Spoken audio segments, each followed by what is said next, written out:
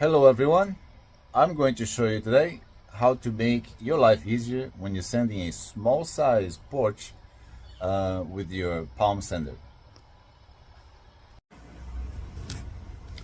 Here's my palm sander. I have an extension cord so you can actually plug it in as you wish with the extension cord. Turn it on and off, right? So actually the machine is on right now.